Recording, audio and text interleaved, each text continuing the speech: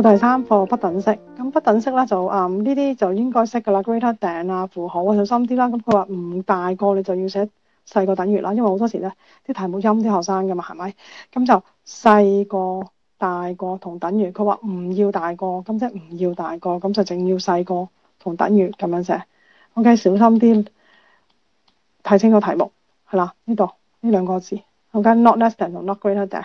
咁就係呢兩個符號，大個等於同細個等於啦。咁畫嗰時特別呢啲位啦，佢0啦，我嚟區分邊邊負數邊邊正數啦，跟住負數嘅係擺左手面啦。記得佢係唔包括負2，所以呢度空心。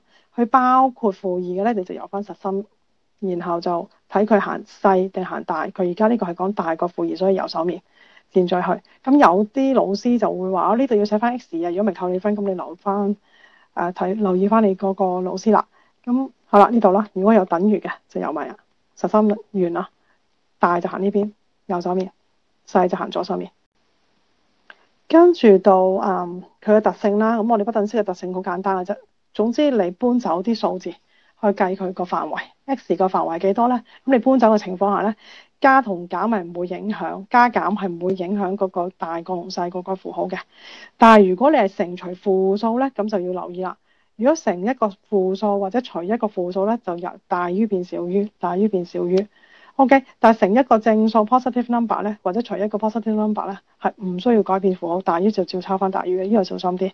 好啦，呢度留意翻係嘛？加調過去係減1啦，咁呢個要唔使寫啦。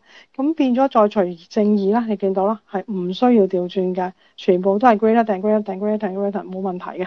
但係如果呢度係負2，你要除個負2嗰對面咧。咁你就要調轉啦，下一個 step 除咗負2調轉變咗 less than，咁呢個位記住小心啲，留意翻題目。如果個 graph 呢個 graphically 咧，你就要畫翻個圖俾佢啦。